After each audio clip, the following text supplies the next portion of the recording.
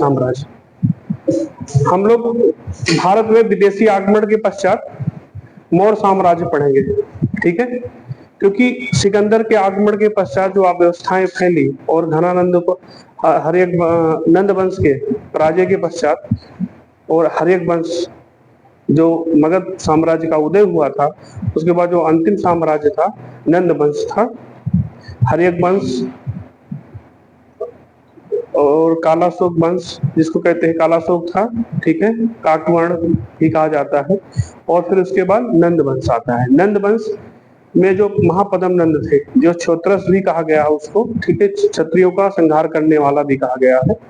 और फिर उसके बाद सबसे अंतिम शासक था घनानंद, ठीक है, घनानंद था। और उसी समय भारत पर सिकंदर, जिसको अलेक्जेंडर मकदूनिया का शासक रहने वाला था, 17 वर्षीय सिकंदर ने भारत पर आक्रमण किया। उसका वास्तविक नाम अलेक्जेंडर था। पूर्व के क्लासेस में हम लोगों ने पढ़ चुके हैं, ठीक है। तो भारत में जो केंद्रीय सत्ता का प्रादुर्भाव हुआ, ठीक है, मगध साम्राज्य से प्रारंभ होता है, लेकिन जो अखंड भारत की जो परिकल्पना है मौर्य साम्राज्य से प्रारंभ होती है। तो आज हम लोग मौर्य साम्राज्य के विषय में थोड़ा चर्चा करेंगे, ठीक है। मौर्य साम्राज्य, अच्छा, मौर्य साम्राज्य कब से कब था, ठीक है, इसके संस्थापक कौन थे, इसका स्थापना किन परिस्थितियों में हुई, इसका उत्थान और पतन और प्रशासनिक व्यवस्था, इसके विषय में हम लोग एक करके पढ़ेंगे, ठीक। तो मौर्य साम्राज्य, जैसा कि हमने अभी पूर्व में बताया आपको कि सिकंदर के आक्रमण के समय के बाद, क्योंकि कहा जाता है सिकंदर का आक्रमण आंधी और तूफान की तरह था, आया और चला गया, ठीक है, ये ज्यादा दिन ठहरे नहीं।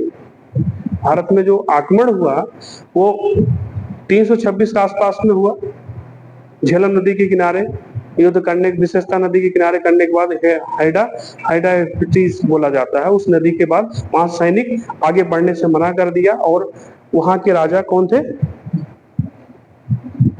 राजा पौरस साम्राज्य के थे, वो राजा पौरस थे। उनकी वीरता और इनसे देख करके काफी प्रभावित हुए। पर्वतीय शासक भी कहा जाता है, पर्वतवर्तीय भी शासक कहा जाता है इनको, वहां से। और वहां के सैनिक जो थे उनकी वीरता और साहस को देख करके, और काफी दूर होने के कारण, क्योंकि मकदूनिया यूनान में था, वहां से देखने के बाद वहां के सैनिक अपने घर से बहुत दूर चले आए थे, तो वो आगे बढ़ने से मना कर दिया। अंततः इस बात को लेकर के एक तरह से खिन्न भी हो गया, कौन, सिकंदर, अलेक्जेंडर, ठीक है।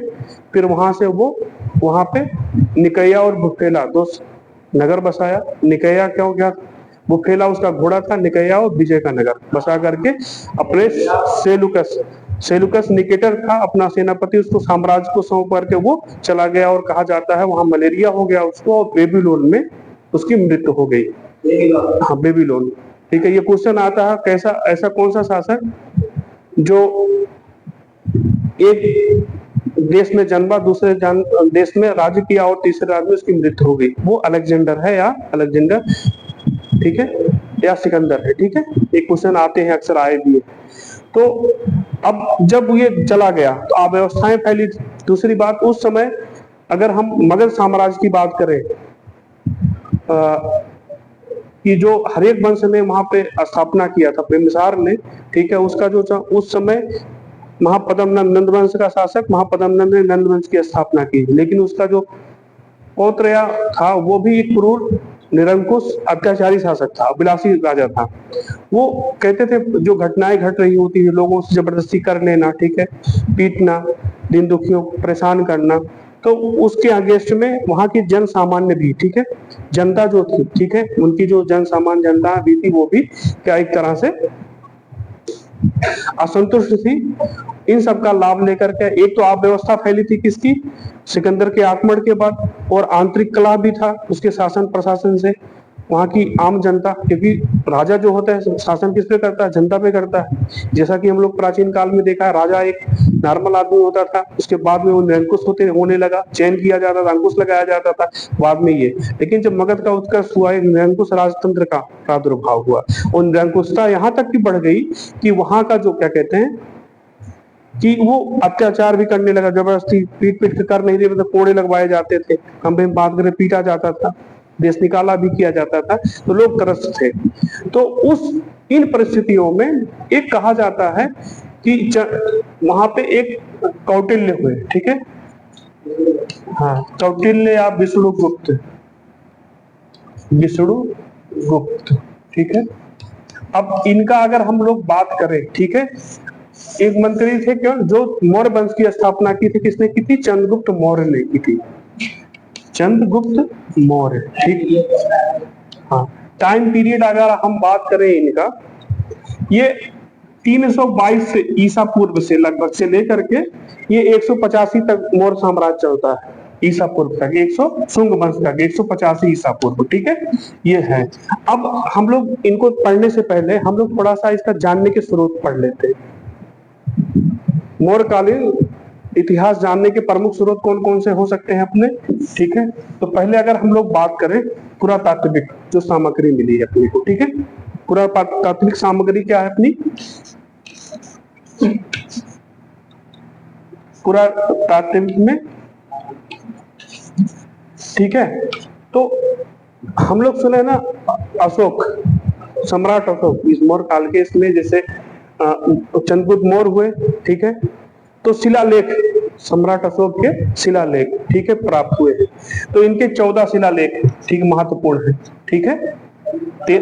हाँ हाँ हाँ, शिलालेख है, स्तंभ लेख भी है इसमें 7, ठीक है, स्तंभ लेख भी है, ठीक है, 2 अतिरिक्त लेख भी है, ठीक है। ये ब्राह्मी लिपि में लिखे गए हैं, इन लिखों से आए, ठीक है, इनसे क्या है, ये ब्राह्मी लिपि में लिखे गए हैं, ठीक है, और भाषा इनकी प्राकृतिक है, ठीक है, प्राकृत भाषा है और ब्राह्मी में लिखी गई है। लेकिन जो कांधार में, ठीक है, और शहनवाज वहां पाए गए आरमाइक भाषा में, खरोष्टी और आरमाइक में प्राप्त हुई है, ठीक है, ठीक है, जो कांधार या गांधार उस क्षेत्र में जो पाए हैं, तो कहने मतलब पुरातात्विक हो गया। और इसका अवशेष है, क्योंकि जो इनकी राजधानी मगध की राजधानी पाटलिपुत्र थी, कहाँ थी? पाटलिपुत्र थी। वहां पे एक जो इनके भवन निर्माण है, ठीक है, कुंभहार एक जगह है, लकड़ी के बने हुए स्तंभों के अवशेष प्राप्त हुए हैं, ठीक है। तो ये पुरातात्विक कहाँ पे? पटना के पास में कुंभहार, ठीक है, वो। उसके पश्चात अगर हम लोग चर्चा करें पुरातात्विक अवशेष के बाद, इनके बाद अगर और देखें, ठीक है, कुछ सामग्रियां मौर्य काल की स्तंभ मिले हुए हैं, जैसे अशोक ने क्या कहते हैं, सांची का स्तूप बनवाया, सारनाथ के स्तूप बनवाए, ठीक है, स्तंभ बनवाए, ठीक है, शंखिसा के भी मिले। तो ये सब जो है, अच्छा, इसकी सबसे बड़ी विशेषता है इस समय के जो पिलर बनाए गए थे, स्तंभ बनाए गए थे, आपने देखा जो अपना सिंबल है, राष्ट्रीय सिंबल है, उसपे अशोक चिन्ह बना हुआ है, चारों तरफ शेर बना हुआ है, वो एक ही है, एक स्तंभ है। अगर सबसे बड़ी विशेषता क्या है, एक ही खंभे पे काटा गया, एक ही पत्थर का है, एकात्मक पत्थर है, वो तराशा गया है और पॉलिशदार है, ठीक है, पॉलिशदार है। सबसे बड़ी विशेषता इसकी इस समय की पॉलिशदार है, ठीक है। तो और इसमें क्या कहते हैं, लाल धूसर बर्तन प्राप्त होते हैं इस समय के, ठीक है, सबसे बड़ी विशेषता है। काले बर्तन भी प्राप्त होते हैं, ठीक है, इनका। और स्तूप बनाए गए, सांची का स्तूप, ठीक है, सांची का स्तूप बनाया गया, ठीक है। तो अच्छा, इन्होंने चैत्य और विहारों का निर्माण करवाया, ठीक है, अशोक ने, ठीक है। हाँ हाँ, तो जैसे नाम मिलता है गुर्जरा, मास्की, ओदल गोला, ठीक, उसमें नाम मिलता है। वैसे प्रियानाम दर्शी कहा गया है अशोक को, क्या कहा गया? प्रियानाम दर्शी, ठीक है। अशोक के नाम अगर क्वेश्चन बनता है आप लोगों का, अशोक का किन किन अवलेखों में नाम मिलता है? गुर्जरा और मास्की। गुर्जरा क्या? दतिया जिला मध्य प्रदेश के पास में है। मास्की है, ठीक है, उसमें नाम मिलता है गोलन देव का है, ठीक है, उसमें भी प्राप्त मिलता है, उनका नाम मिलता है, ठीक है। एक इलाहाबाद का अभिलेख है, उसमें चारुवाकी इनकी पत्नी है अशोक की, उनका नाम मिलता है, ठीक है। तो इस प्रकार अगर हम देखें, ठीक है, तो पुरातात्विक कारवाकी या चारुवाकी कहाँ पे नाम मिलता है इनका, ठीक है। तो इस प्रकार जो है पुरातात्विक अवशेष की अगर हम बात करें, ठीक है, जो गांधार कला या मूर्तियां बनाई गई मौर्य काल में, ठीक है, किसकी? महात्मा बुद्ध की, उनमें भी दिखाई देता है, उनसे हम इतिहास निकाल सकते हैं।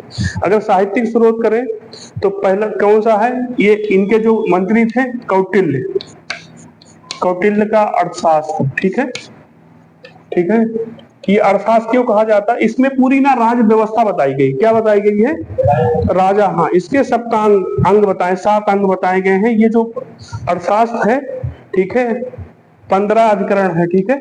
कितने अधिकरण? ठीक, अधिकरण, ठीक है, अधिकरण मतलब भाग मान लीजिए। और 180 खंड हैं। कितने खंड हैं? और क्या कहते हैं, इसमें 6000 श्लोक है, ठीक है, संस्कृत में लिखा गया।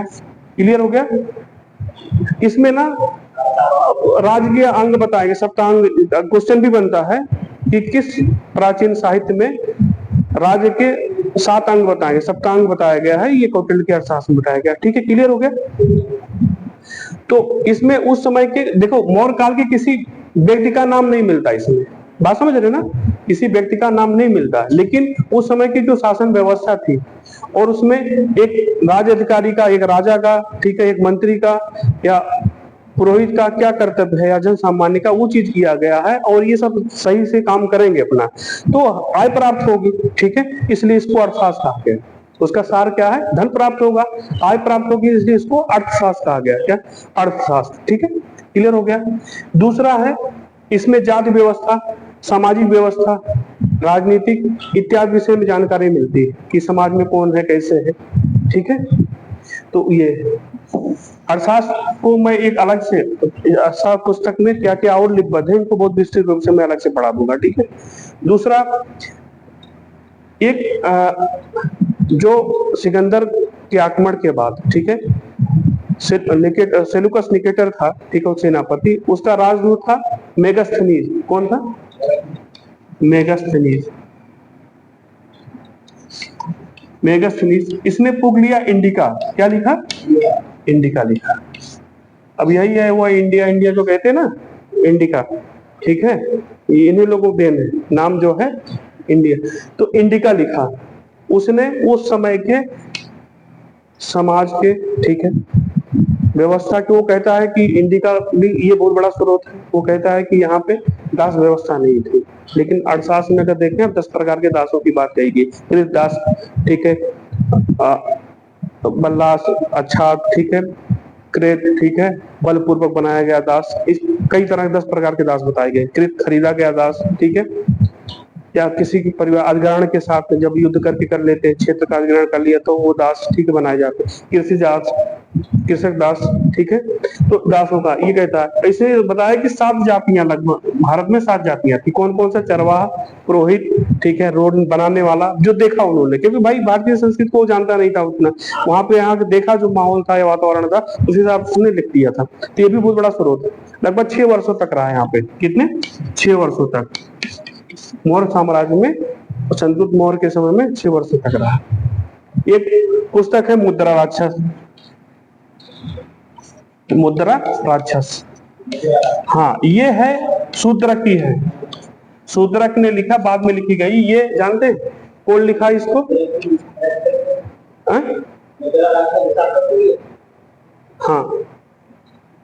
राक्षस, हाँ, विशाख दत्त की, सॉरी, हाँ सॉरी, मुद्रा राक्षस है, विशाख दत्त की है, सॉरी, विशाख दत्त की है। इन्होंने भाष्य लिखा। किस पे लिखा? अर्थशास्त्र, ठीक है, ठीक है। इसी में ये बातें कही जाती है, ठीक है। कहा जाता है कि ये जो है क्षत्रिय कुल के नहीं थे, ठीक है, इनके कुल के विषय में या बाद के शासकों के बारे में कहा गया, ये कौन थे, कैसे थे मौर्य लोग, इनके विषय में। और ये अर्थशास्त्र पे इन्होंने टीका लिखी, ठीक है, मीमांसा लिखी, टीका लिखी, ठीक है। तो इसके बाद विष्णु पुराण आता है। विष्णु पुराण इसमें मिलता है, ठीक है। तो इस प्रकार के साहित्यिक और पुरातात्विक अनेक साहित्य हैं जिनके द्वारा हम लोग उत्तरकालीन समाज के इतिहास, मौर्यकालीन समाज का इतिहास निकाल सकते हैं, ठीक है।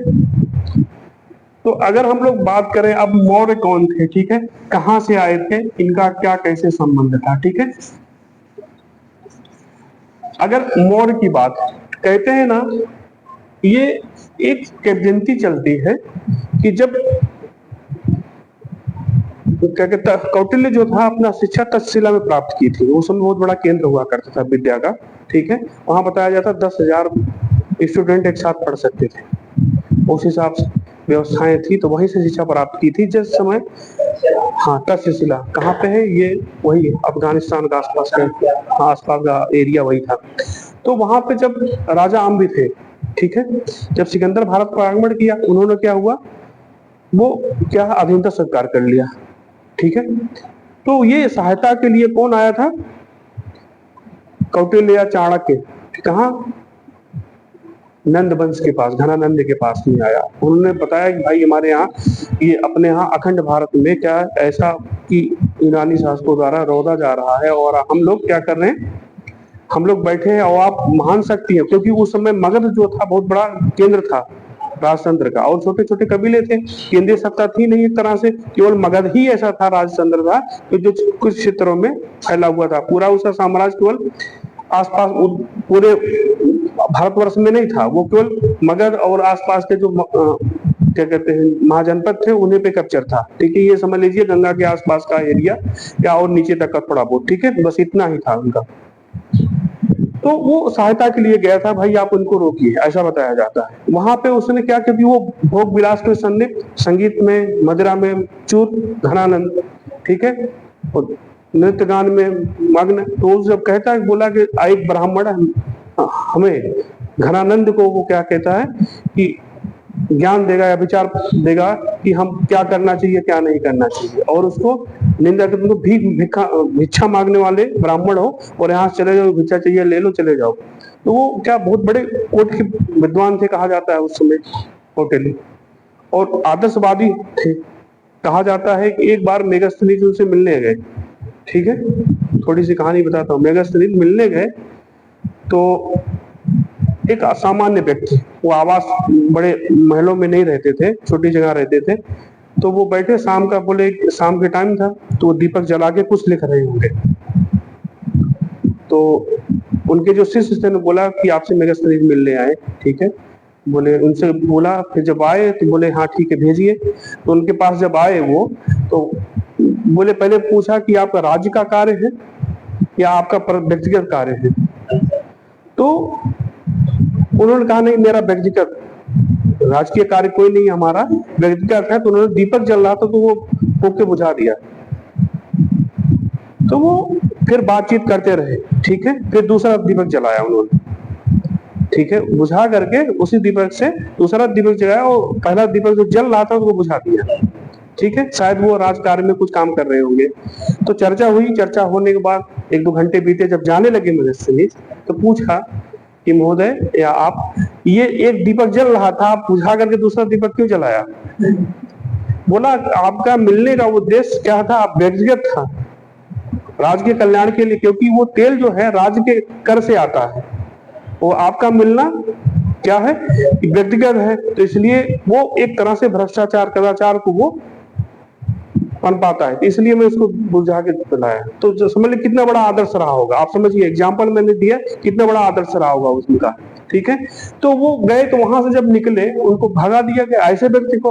तो कहते हैं तो वो जा रहे थे रास्ते से, तो एक जगह बच्चे खेल खेल रहे थे, ठीक है, चरवाहे के बच्चे रहे होंगे, एक राजा बना हुआ है, हाँ खेल खेल रहे थे ये हैं।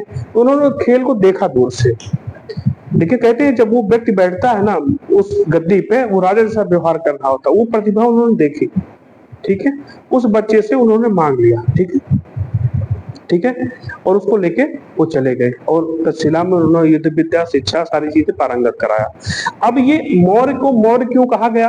कहते थे ना, ये जो नेपाल के आसपास का क्षेत्र है, उत्तर प्रदेश नहीं, उत्तर प्रदेश का नेपाल क्षेत्र है, जो लुम्बिनी के आसपास, कुशीनगर के आसपास क्षेत्र का, नहीं, बिहार तो दूर चले गए, ये कुशीनगर, बलरामपुरी आसपास का जो क्षेत्र है, वहां पे एक कहते मौर्य, ठीक है, मयूर पालन करने वाले आज ट्राइब रहते थे, लोग रहते थे, कबीला था पहले, क्योंकि कबीले में ही बटे थे सारे लोग, तो वो मोर पालते थे, उनका मोर बेस क्या था, मोर पालना। तो इसलिए उस संबंध, चंद्रगुप्त जो था उससे संबंध होने के कारण इसको मोर कहा जाता है, ठीक है, मोर कहा गया।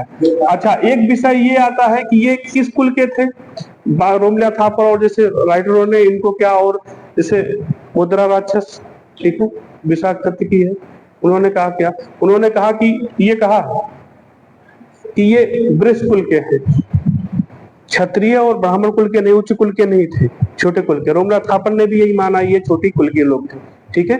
बड़े कुल के राजा क्षत्रिय जैसे ब्राह्मण क्षत्रिय होते थे, सवर्ण कुल के नहीं होकर के ये मतलब कृषक और ये सामान्य कुल के थे, ठीक है। तो ये आती है। तो ये इनकी माँ का नाम चंद्रगुप्त मौर्य का नाम मुरा था, ठीक है। और बंधक थी घनानंद की, सेवका थी, दासी थी, इसलिए इसको मौर्य कहा गया, ठीक है। क्लियर हो गया। तो कई बातें आती हैं, मौर्य कौन थे इसमें विवादास्पद है, इस तरह समझिए। अच्छा, चंद्रगुप्त मौर्य, ठीक है, जब हुआ ये कहा जाता है कि उन्होंने क्या है कि पहले क्या हुआ, इसने प्रशिक्षण दिया। सबसे बड़ा हाथ मौर्य साम्राज्य में कौटिल्य चाणक्य का, किसका, मौर्य वंश की स्थापना में सबसे बड़ा हाथ किसका था, चाणक्य का।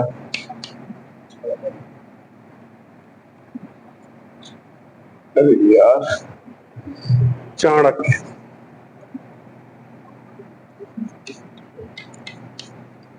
ठीक है। इनके पिता चड़क थे, वो भी एक बड़े, हाँ, चड़क कहा जाता, किसी कारण से वो वहां से निकाला हो गया था उनका भी वहां से, ठीक है। तो चड़क, ये चाणक्य थे। इन्होंने क्या किया, इनको लेके प्रशिक्षण किया चंद्रगुप्त मौर्य को, और अव्यवस्थाओं का इन सबका लाभ उठा करके वहां की जनता ने भी सहयोग किया। बात समझ रहे। तो क्योंकि जब आक्रमण किया यहाँ पे, तो वहां के जन सामान्य लोगों ने इनको, एक जस्टिन है, ठीक है, जस्टिन कहता है कि एक लेखक है, विदेशी लेखक है जस्टिन। अच्छा, इसी मौर्य काल में स्टर्बो, एरियन, ठीक है, डायमेकस, ये सारे लोग आए हुए हैं, विदेशी यात्री भी आए हुए हैं, ठीक है।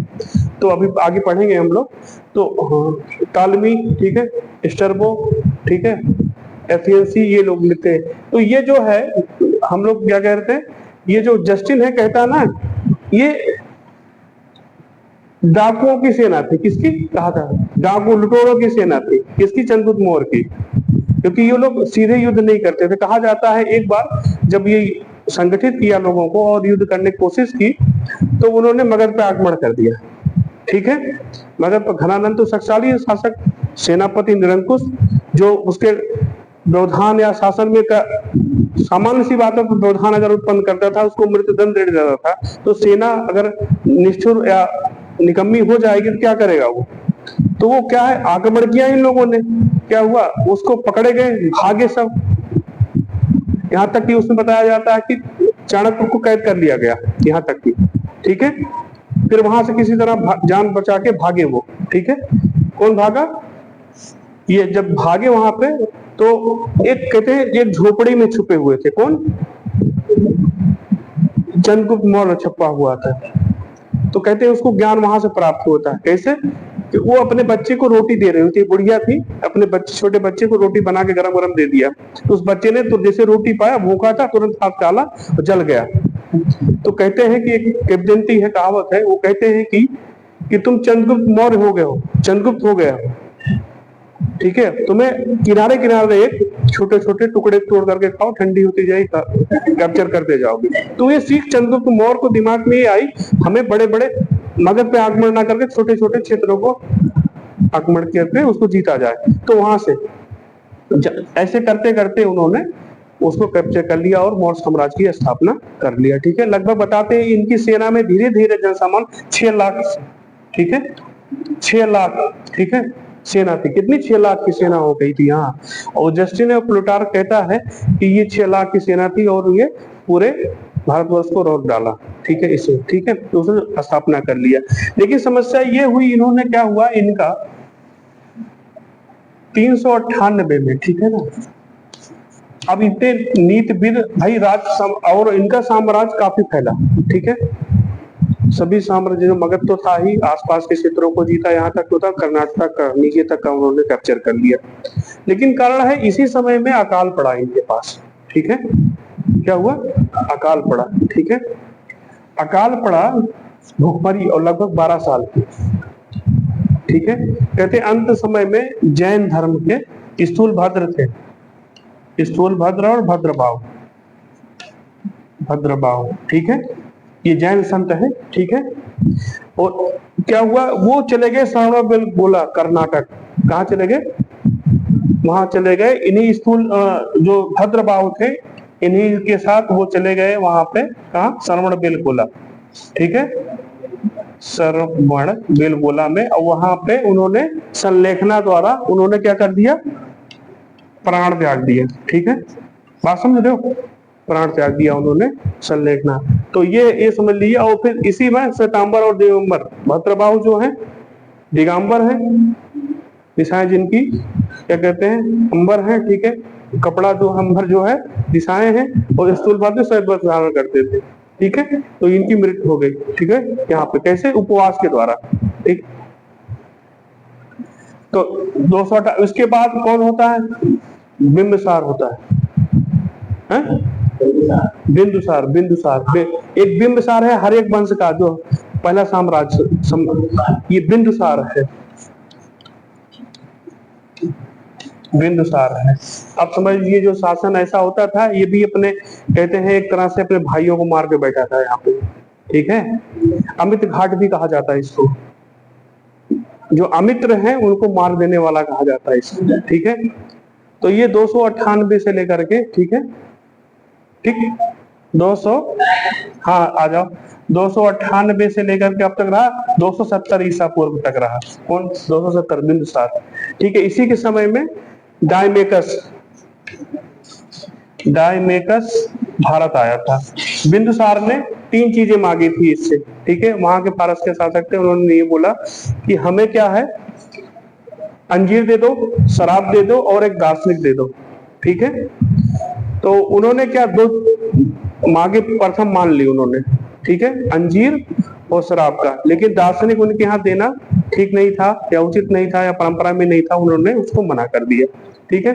तो आपसे क्वेश्चन भी बनता है कि बिंदुसार जो है कि के समय डायमेकस आया था, ठीक है, कहाँ का रहने वाला था, इनके विषय में आपको जानना पड़ेगा, ठीक है।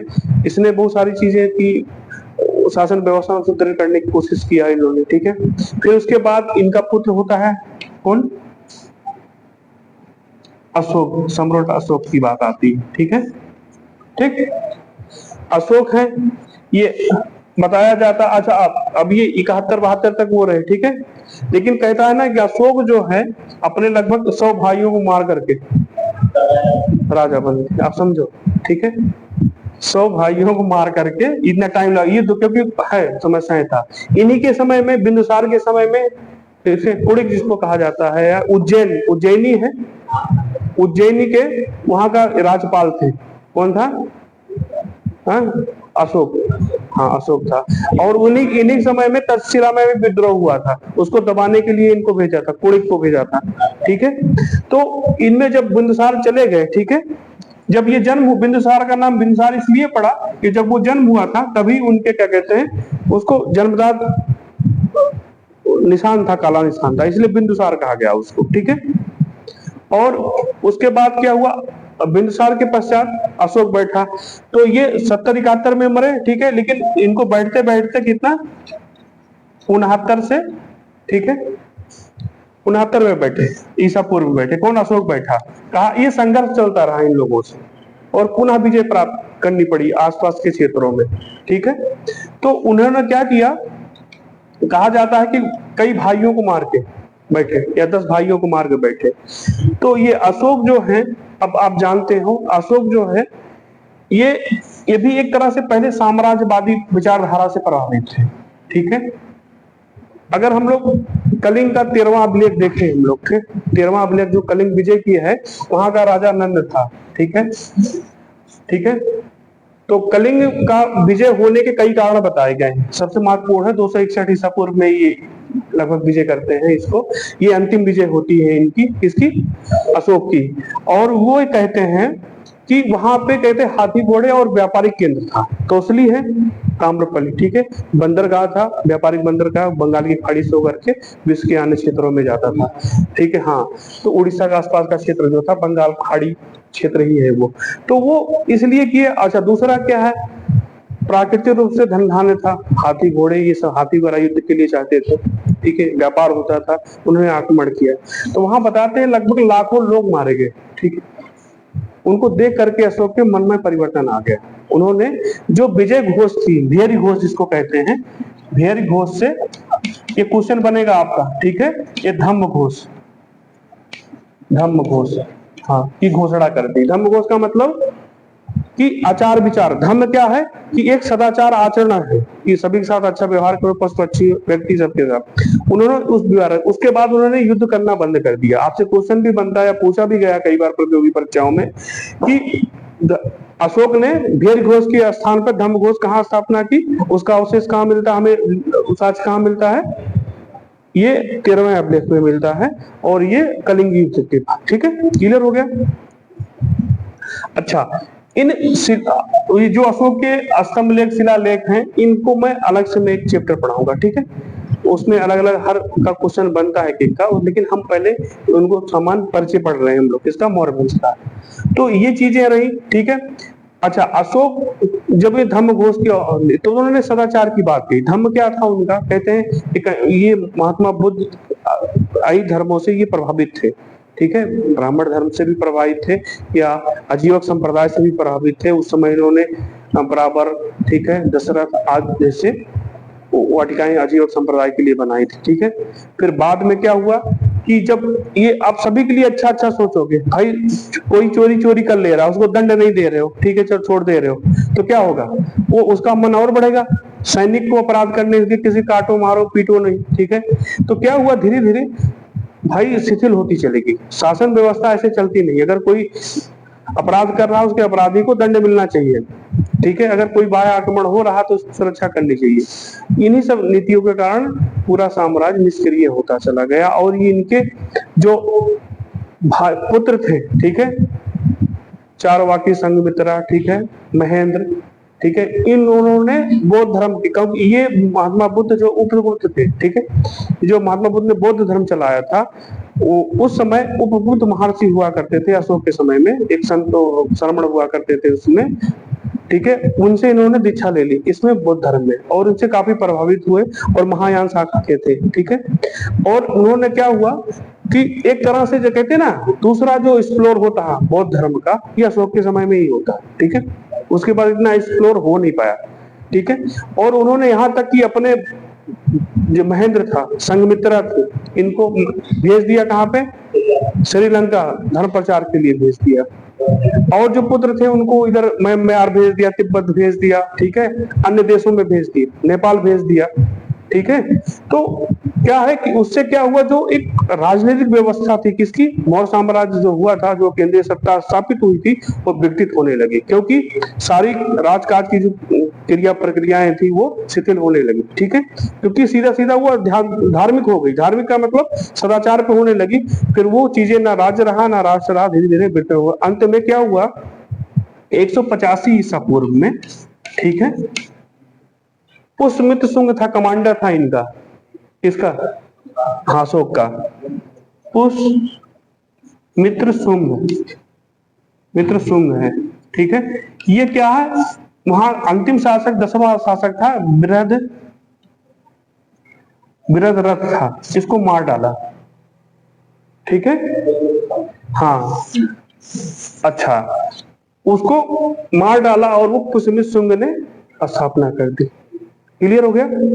तो ये शुंग वंश की स्थापना हो गई। अब ये हो गया, अब शुंग वंश हम लोग आगे पढ़ेंगे। शुंग वंश के बाद फिर कर्ण वंश आता है, ठीक है, फिर उसके बाद कुषाण आ जाते हैं, ठीक है, ये सब उनका शासन आने लगता है। उसके बाद पढ़ते हैं शुंग वंश के बाद। अब ये जब इसमें कुल टोटल 10 शासक होते हैं। महत्वपूर्ण कौन कौन से हैं, चंद्रगुप्त मौर्य है, चंद्रगुप्त मौर्य, ठीक है, बिंदुसार, ठीक है, अशोक, ठीक है, अंतिम कौन है, बृहद्रथ को मार दिया, ठीक है। अब हम लोग इनकी बात करते हैं। साम्राज्य इनका लगभग 7 स्टेडियम बताया गया। क्या बताया, 7 स्टेडियम, मतलब लगभग इनका उधर नीचे कर्नाटक, इधर लंका, आसपास के क्षेत्र का समझ लीजिए ये था। कि धार्मिक साम्राज्य की अगर बात करें हम, वैसे में जो एक केंद्रीय सत्ता जो स्थापित हुई, ये अखंड भारत की बात अगर हम लोग करते हैं तो मौर्य साम्राज्य में ही स्थापित हुई, और सबसे बड़ा साम्राज्य अशोक का ही था, ठीक है, अगर मौर्य साम्राज्य में देखे जाए। अगर उनका अभिलेख अशोक का कहाँ मिल रहा है, अफगानिस्तान में मिल रहा है, ठीक है, और कर्नाटक में मिल रहा है श्रृंगेरी वगैरह में। तो ये तो कितना बड़ा साम्राज्य रहा होगा उधर बिहार से लेकर के, ठीक है, तो काफी बड़ा साम्राज्य था, ठीक है। हाँ हाँ हाँ हाँ, नालंदा, ये सब चीजें, ठीक है। तो कहने का तात्पर्य ये है कि ये था, अब इसको संचालित करने के लिए, इस साम्राज्य को संचालित करने के लिए कुछ व्यवस्थाएं दी गई थी। इसमें जैसे जो कौटिल्य थे, कौटिल्य ने या चाणक्य ने जो अर्थशास्त्र लिखा है, सप्तांग, 7 राज्य के अंग बताए गए हैं।